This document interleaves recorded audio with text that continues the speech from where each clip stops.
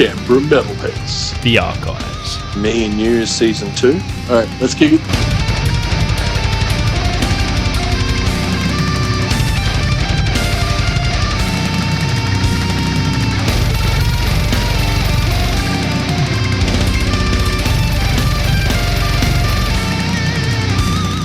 Hello and welcome to the interview section of Canberra Metalheads. You got Marky Malphas and the boys here from HighView. From left to right, we got Ray, I'm the drummer. And Matt, I'm the singer. Cool. It's good to have you boys in the studio. Thanks, man. It's great to be here, Marky. Yeah, thank you. Look, we just listened to Animal from is it the latest EP that you've just put out? Yeah, the Aftermind EP, yep.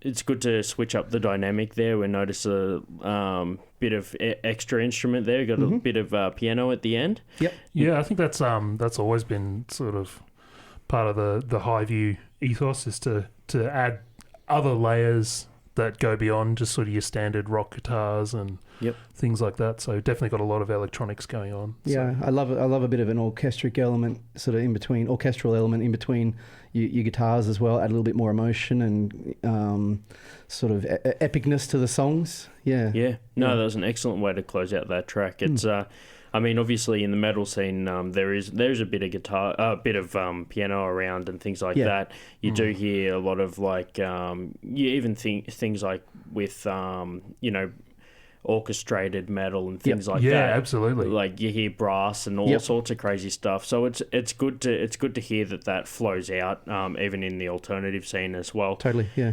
And also, like, man, I love some good piano. Like, I mean, we've all dabbled in different instruments, but piano is one of those things that, like, a lot of people have tried it, but very few sort of master it. So You've got that ability to kind of break a song down to, say, a piano or a synth or any other sort of instrument outside of guitars and drums, and sort of change up a bridge and give it a different dynamic. But then you've also got the ability to add layers to, as you said, Ray, layers to a chorus to make it feel bigger, or and that sort of sound really pricks my ear up when I'm listening to other music. Yeah, I think there was a bit of influence from Starset, wasn't there? The band from the US, who do a really sort of big. They've got a big kind of operatic sound, I suppose. And that sort of came through a little bit on this album. A little bit of influence there, and that kind of came from supporting them, wasn't it? Back at the basement a while back. Yeah, it was really good. And in the writing process too, I love, while I love working with drums and guitars and whatnot, it's also nice to sort of step back and sort of have a bit of a play with a MIDI keyboard and experiment with some sounds that are a little bit different to what we normally do. So. Yeah, a lot of people draw influences from other bands, but sometimes just trying a different instrument, you can even like influence yourself with other music. Yeah. Do you know what I mean? Like you like being a drummer, you could jump on a keyboard and just muck around. Oh yeah. I mean that's something I've definitely really tried to do, especially over the last few years, is really try to expand beyond drumming. And even practicing vocals and things like that, but definitely learning guitar and mastering the keyboard as well. Not quite the keyboard master. It's good to step outside your comfort zone though as well, I think, and you got to find a balance between what sounds good with your band and things that don't sound too good. I'm trying to work a little bit of trumpet in here and there. At the moment with a few ideas we're working on, but that's been a tough nut to crack. That's what I love to hear, mixing it up a little bit, not having those boundaries of like, oh, that's not what we do sort of thing, and just kind of exploring other options. I think that, there is a risk sometimes that bands will sort of take their image so seriously that they don't want to kind of change it. I think that stepping out of those depths and into other sort of opportunities, just like us with the show, it's we've reached out to more alternative bands in the scene, and it's really paid out. It's fantastic. We've had some awesome bands on in the past, and I mean, like having you guys on today's treat to mix it up. No, happy to be here, man. It's great, in terms of style and genre. Like you look at a band like Seven Dust, who hasn't really changed their formula, and it works for them, and their fans love it. And then you look at a band, I mean, you go back to like classic examples, Silverchair, for example, who started out more grunge and ended up in that kind of big epic space in the end there, and Yeah, it's one of those things where it's like, as an artist, you have that freedom to sort of do what you want over time. Yeah. And if the formula works for you, and you want to stick to it. You know. Yeah, cool. Yeah. The way I see it is, it's sort of like people are there to watch you perform, like an art as an artist.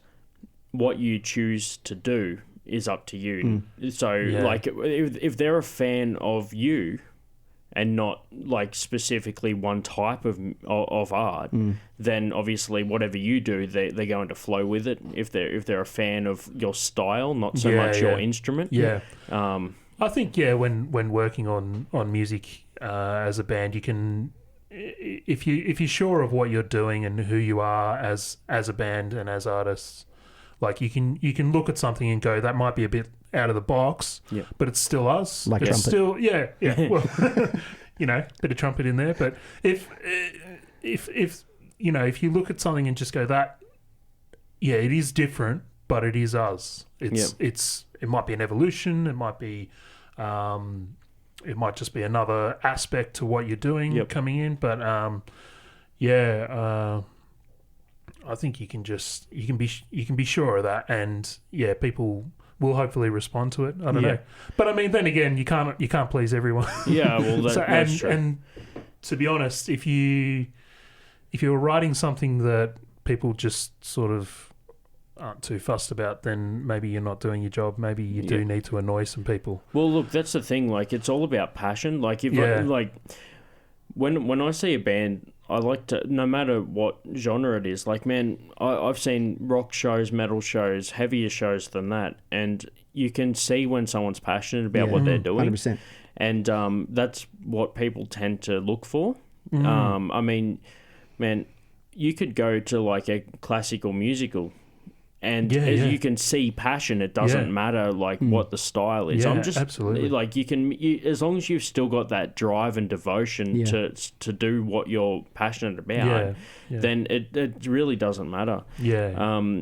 So did you guys have someone come in to do piano, or was it somebody that you guys had in the band? It's all us, man. Like, in terms of our songwriting process, I mean, I can sort of expand beyond just Aftermind, but we've got 2 EPs. So the first EP was Take Your Time, that we released 2016, I think, or was it early 2017? Early 2017. Yeah, so we primarily recorded it over 2016, but it all started on my computer, and it was all MIDI sort of bass, sort of with your keyboard, with a whole bunch of different plugins in the recording device, so I could switch between drums, I could switch between guitars on a keyboard. Like, it sounds robotic, but it gives me the element of being able to modify and sort of adjust and tweak as I went. Okay. So it allows you to get your ideas down without actually having to play those instruments, which is a massive barrier. I know that feeling. Yeah, so I'm not great at guitar or drums or anything, but I've got a melody in my head and I want to get it out in some fashion,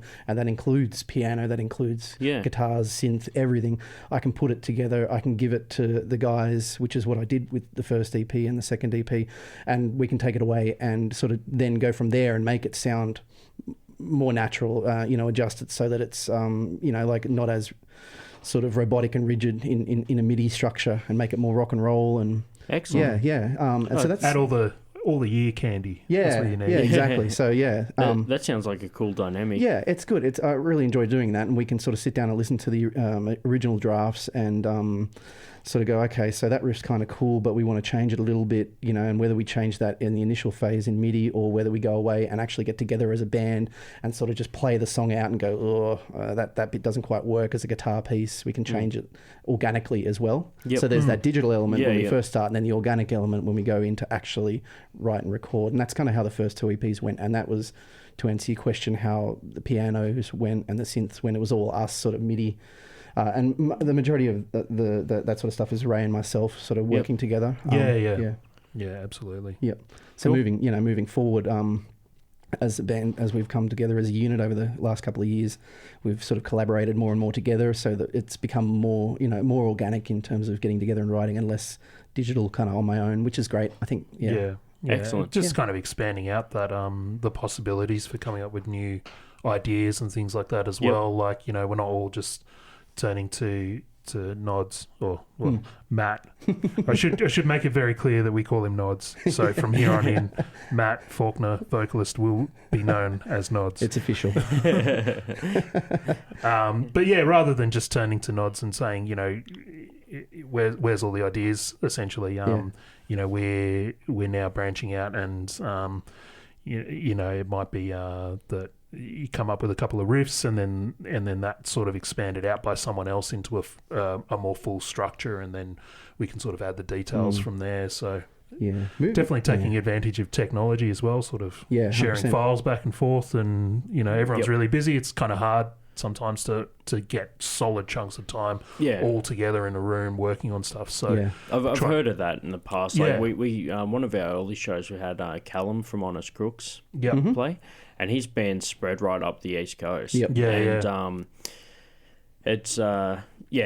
that having that technology element and being able to file share and things like that just makes it so much easier. Absolutely. I mean, we hear of bands all around the world now that collaborate internationally, and that's incredible. Like, I spoke to to Todd from Psychroptic, and he's from the States. He said that he literally dropped into the band just because they were planning an American tour, and they needed a hired gun, so they just grabbed someone that was already in America, so that they were ready to go when they did the American tour. That's a great idea. So they met him over there. That's fantastic. Yeah, that's fantastic. That was the first time I actually met him. Well, the first time he played in the band was when they went over there. So, if you listen back to the episode, you hear it. But basically, what happened was he was hanging out with this dude, and they called his friend and said, "Look, we need a bassist.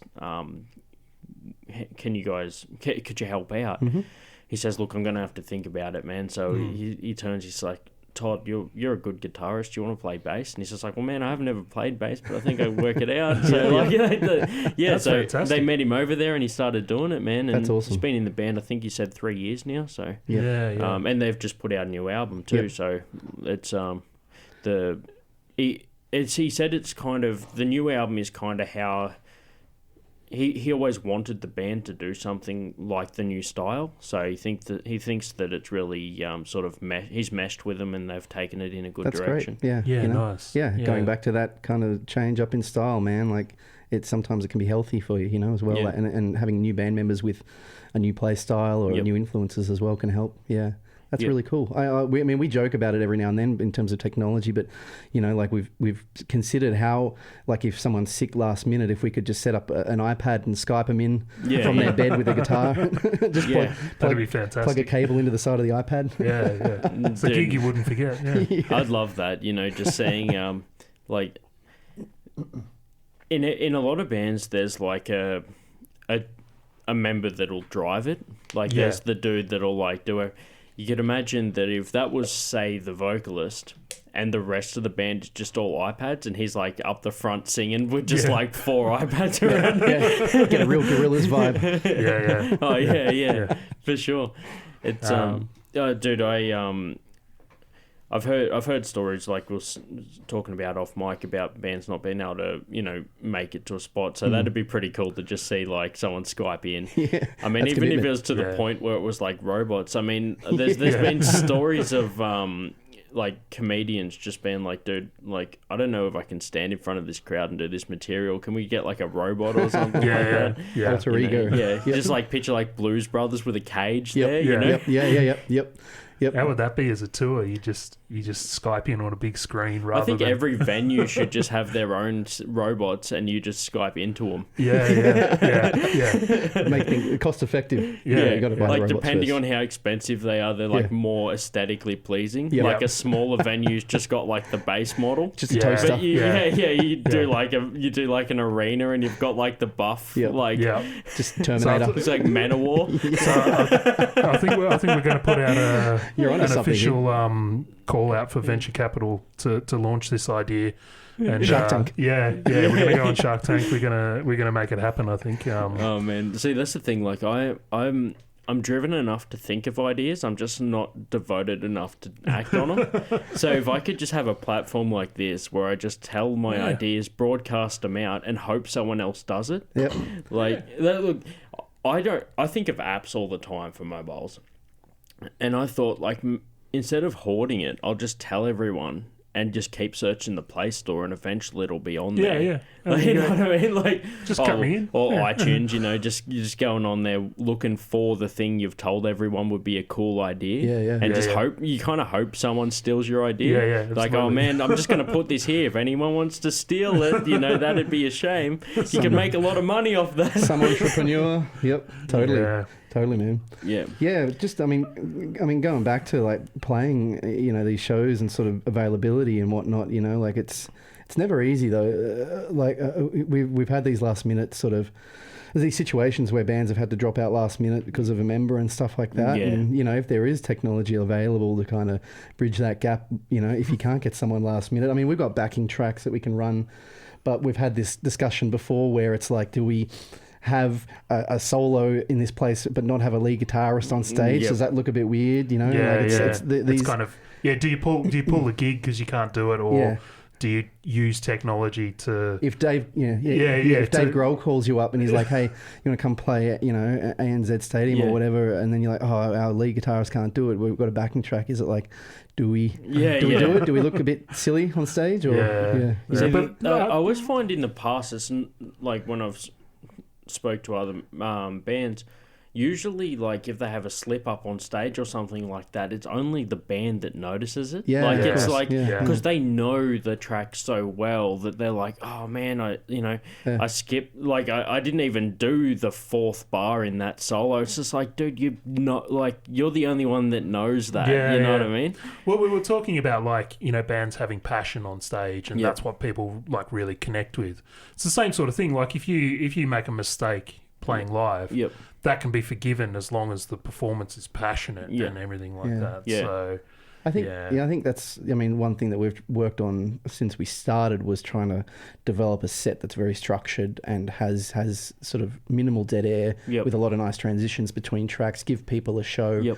And you know, we've also developed methods to try, and if we do slip up or whatnot, you know, or you know, an amp sort of busts or whatever, like we obviously have another guitarist that can help cover as well. So it's just as, you know, as important as it is to have your set down tight, it's just as important to know how to recover as well. You know, and as you know, doing your comedy stuff as well, like it's having that sixth sense to kind of pick up, you know, if something falls apart, and feeding off the crowd as well. I mean, you guys would have seen the Super Heist gig on that bill recently. Like that singer just heckling the crowd. Well, you can't really heckle the crowd, but what I'm saying is getting out there for the pool players that are up the back and not up the front. You know, like he was smashing it, man. Zeke is a very, very experienced frontman. And he uses his energy every night, man. Passionate as well. Like, but you just little things like that where you just feed off the crowd and the current situation. Like I can imagine if that was like an arena and he didn't have that opportunity to do that, everyone was there like up the front, it would have been a different show. You adjust. You adjust depending on the crowd. I remember seeing the rock band Airborne, when they played several times in Canberra. So it's really like, you know, 4 on the floor rock and roll. And drummer term for everyone out there. Just, you know, and they say their drummer is up the back of the stage in the engine room, and that's sort of that's a really good way to describe it. But you know, he, like the singer and guitarist, he'd jump out into the crowd in a pub sort of scenario and would like run up to the bar and pour himself a beer, scull it, and then continue the solo. You know what I mean? And I was sort of wondering, you know, like that works really well, but how's that going to translate into, you know, when they get bigger, playing big festivals and things like that? And that's, you know, when he climbs up the rigging, and he's about 30 meters in the air with no strap, sort of hooks his leg onto the rigging and just rips a mad solo. Awesome. So scale it up, man. You've got to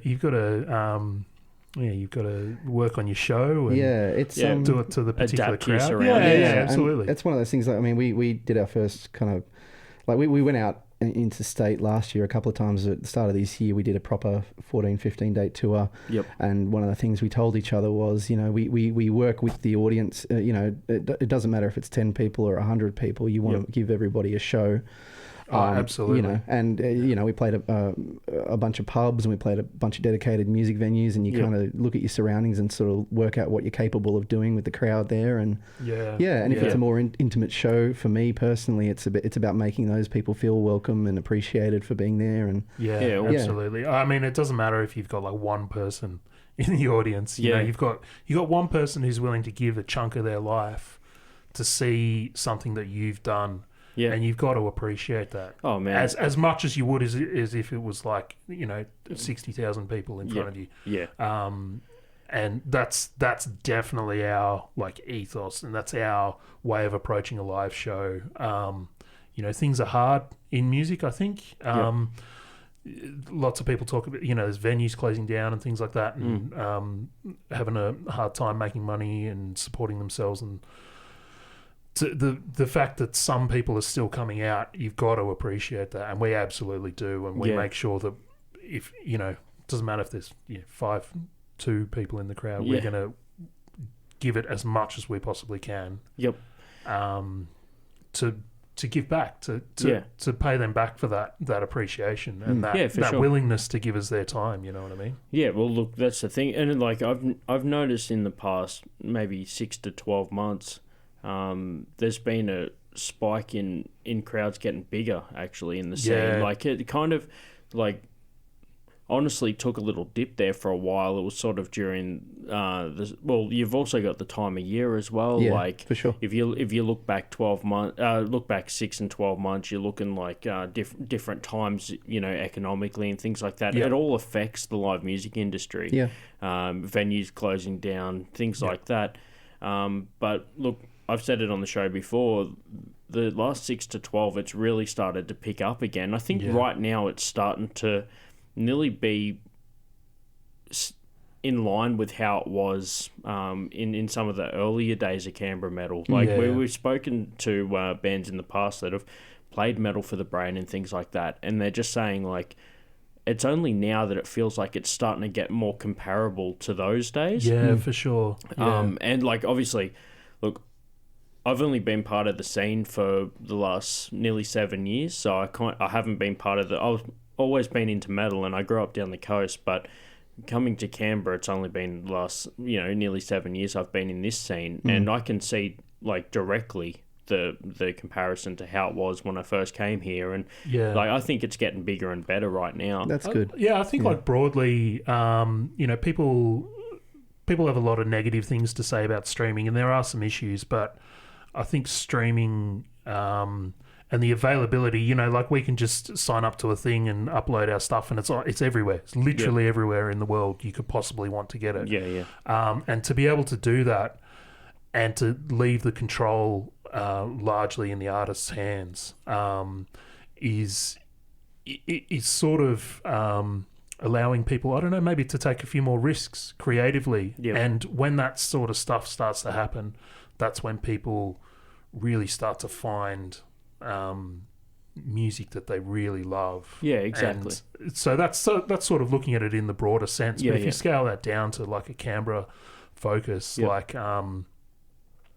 just I suppose when there's a lot of general excitement in the music industry and there's a lot of things happening, that's going to reflect, people are like, well, maybe I will go out to my local show, or, Well, you can hear bands before you see them. Like, for example... Exactly, I said it before earlier in the show, like, reaching out to different bands and having different dynamic on this show has helped, expose me to more music. That's great. And I don't think that I would have that same level of exposure without the technology that we currently have. Mm-hmm. I can look up bands, I can look up music, and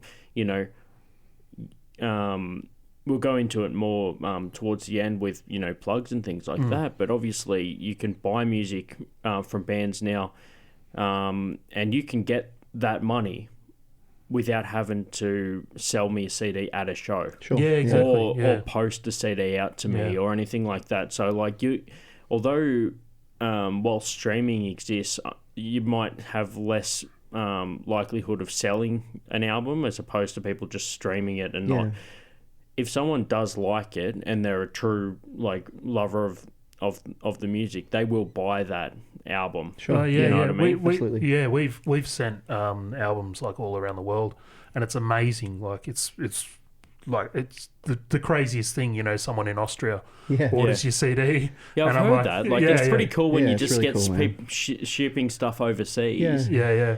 And I'd love to go over. Like, I mean, I'd love to go to Europe and play. I'd love to go to Japan as a sort of a special place that I'd love to go and play music. But yeah, just being connected, online these days makes things so much easier. And just hearing that sort of validation from, I mean, having that validation in Canberra that people enjoy your music is great. I've been in this scene since the late 90s. Yep.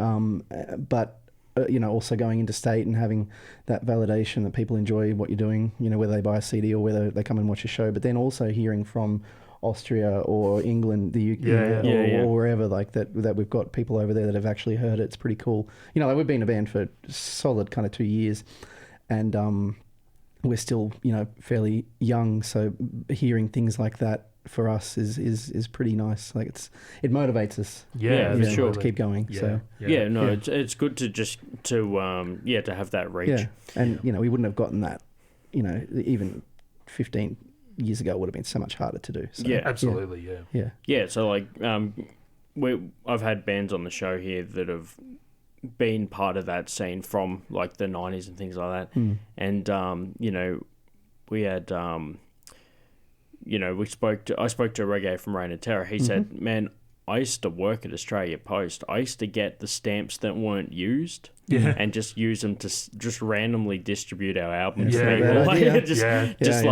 sit, you're like, oh man, I can get a few stamps here, like post some stuff out to random people. Even like people that, as a courier, someone would buy like a stack of CDs, you go to deliver them and you're like, oh, if you like music, here's my album too. Yep. Just like, have that. Yeah, absolutely. that kind of strategy is really, it's really clever. And people these days, I mean, you can translate that into the digital era where people are very savvy now, like with their promotion and with the way that they use online tools and stuff like that. And I think you need a little bit of that creativity to kind of push yourself ahead a little bit and stand out a little bit. So that's a perfect example of sort of thinking outside the box.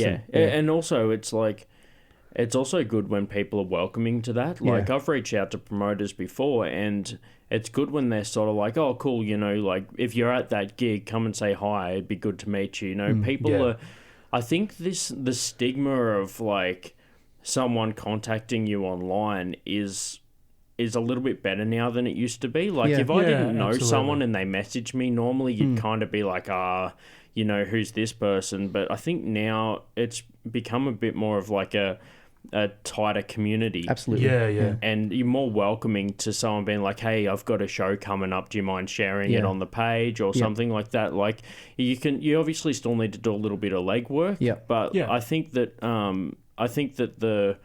the stigma is a little bit better than it used to be. 100%. I used to, like, when I was in my bands in the early 2000s, tear my hair out trying to, bridge gaps, make connections with people outside of Canberra. And these days, like, it's fantastic. Like we develop these relationships through something like Facebook Messenger with these bands, and we may not meet face to face until show day, and we'll get up and play together and then have a beer afterwards. And, it's kind of like, I don't know, horrible analogy, but like the Tinder for musos.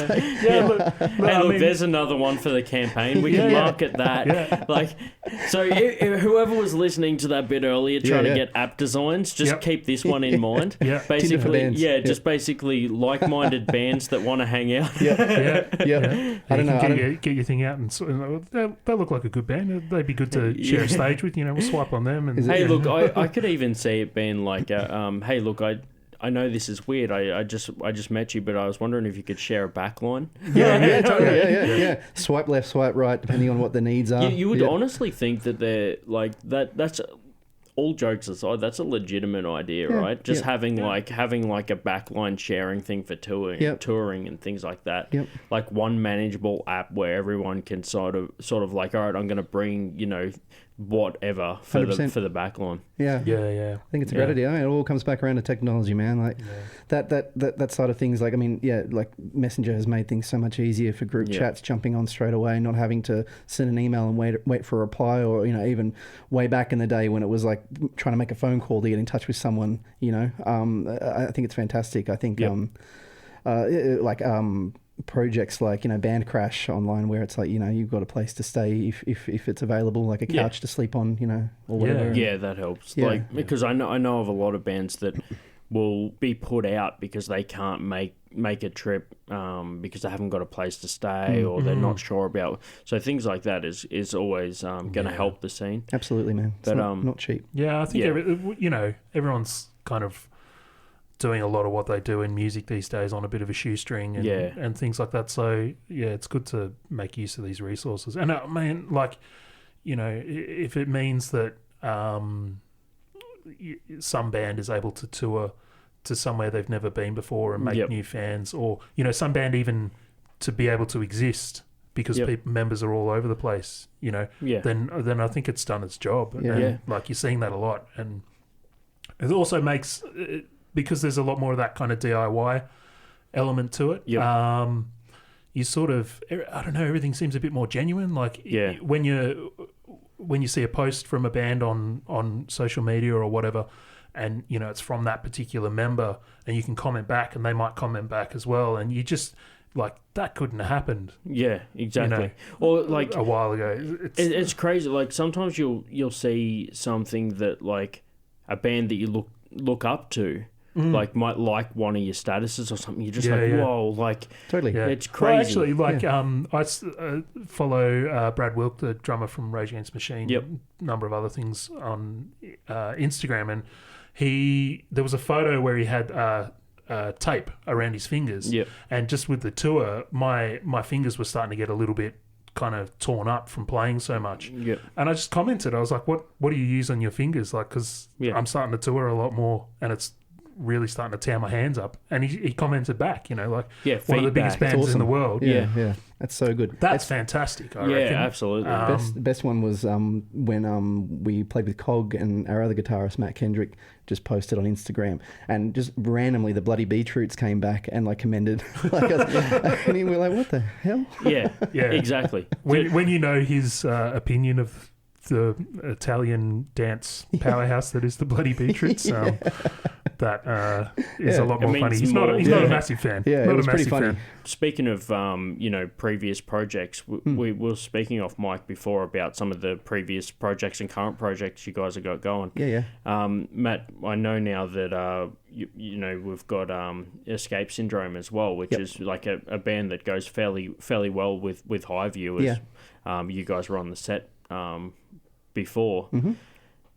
What sort of how you found, you know, mixing it up, having two projects at the same time? We've so Escape Syndrome's been around for about 12 years, give or take, now, and it's been a fantastic project to be involved in, because, as you know, the Canberra community of musos is so intertwined.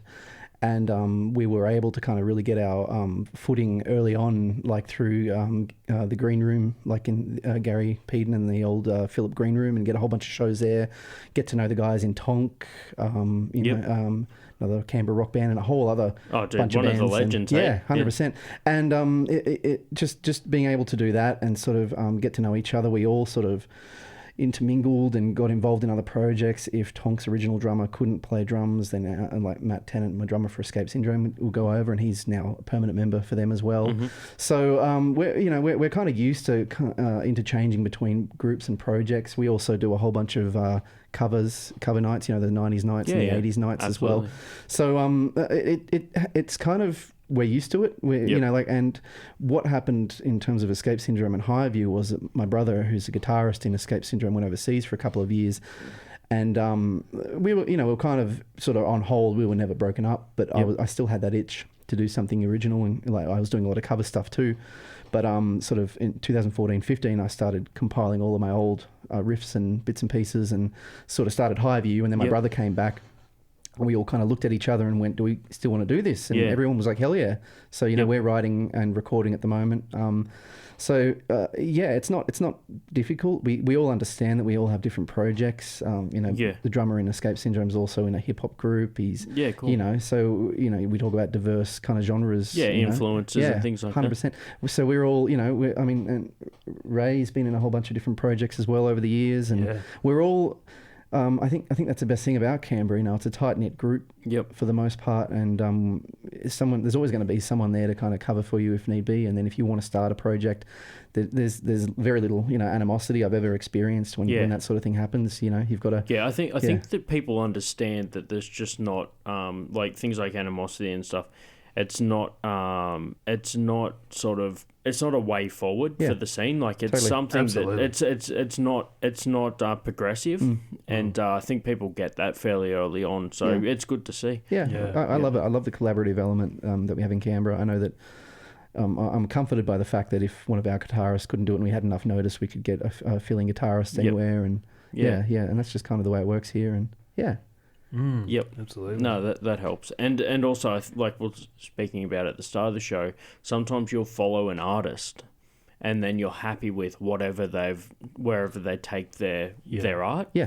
So, like for example, I don't know if you guys know Kimmy from Black Mountain. Now I've watched Kimmy play since he was in Toxic Man. And that's a punk band versus a black metal band. Yeah. Things like that. It's just completely different, but I dig his in Black Mountain he's got the vocals and guitar. Like I dig him as an artist.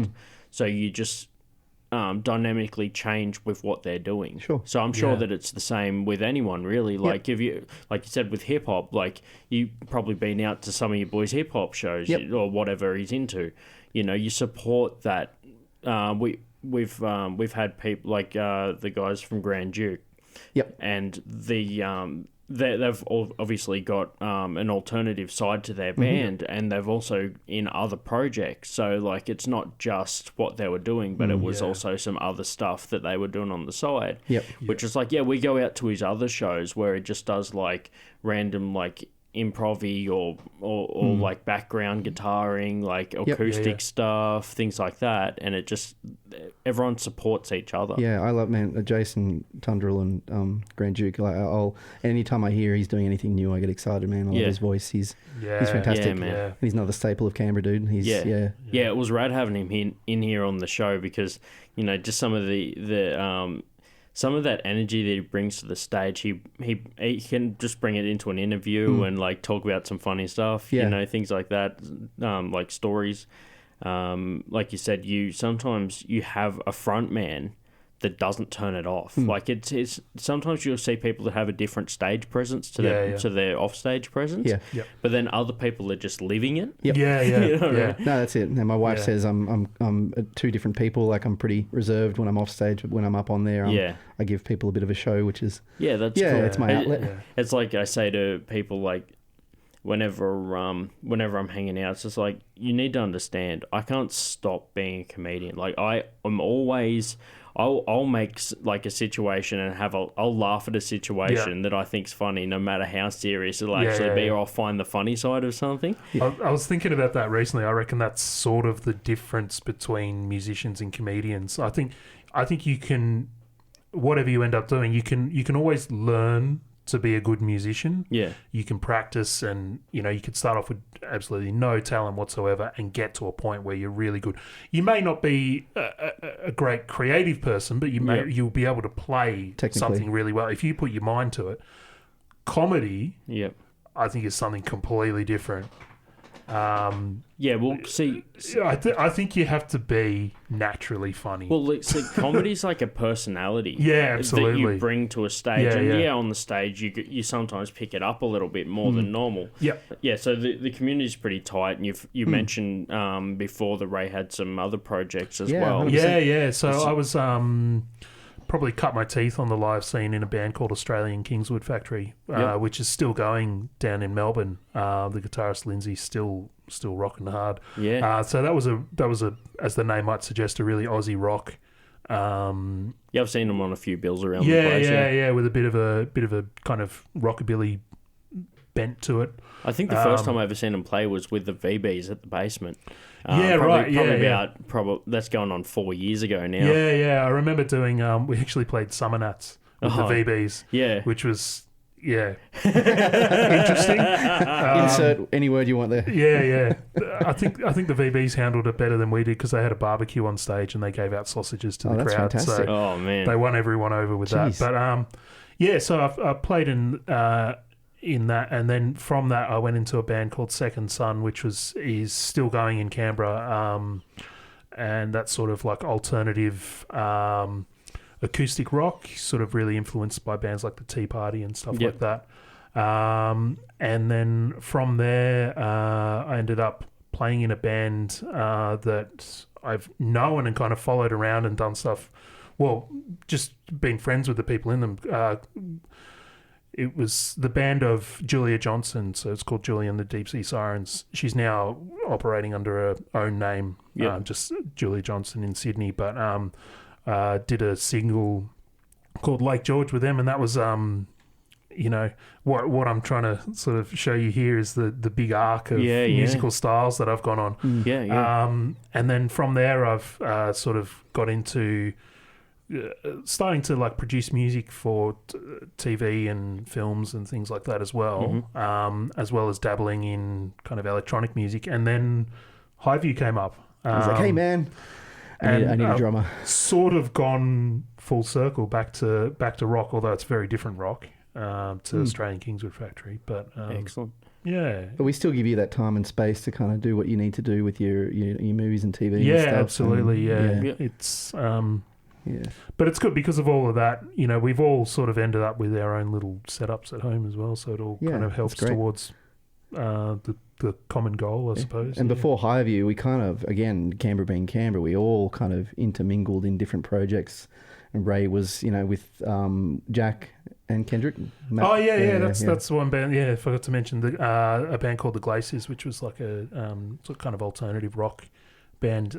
So Jack, the bass player from HighView, was the bass player for that band, and he finished doing that with The Glaciers, and then I just sort of got thrust into the position of bass player, even though I wasn't actually a proper bass player and didn't even have the proper gear. You look so strange. You look real strange. But it was fun. Yeah, it was fun. So look, I mean, that's sort of the history, and then we've all been involved in like Nods has said, the 80s and 90s nights put on by Shags at the basement.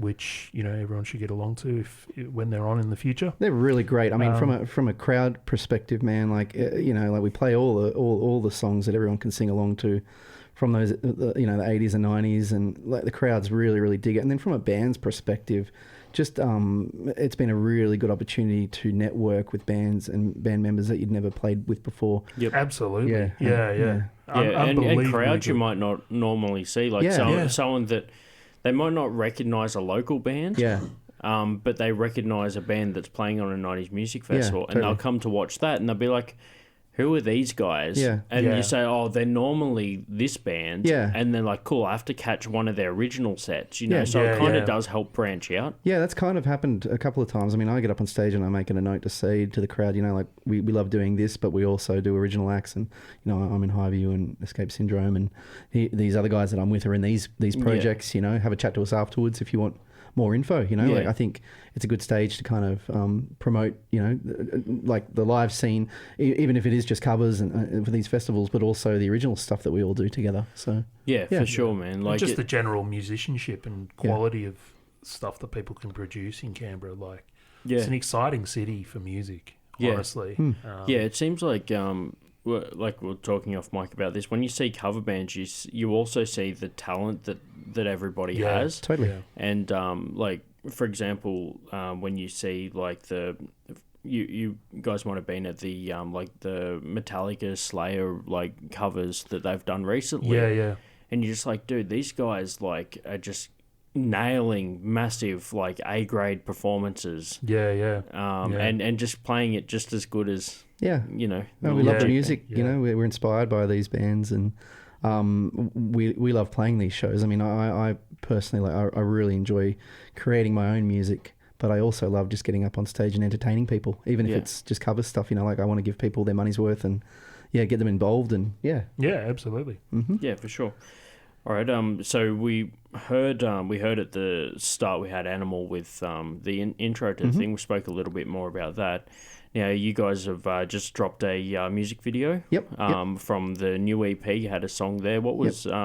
Could you tell us a bit more about that music video? Yeah, for sure. Yeah, for sure. So this is, I guess, technically the third video that we've released, and it's for the song Contained.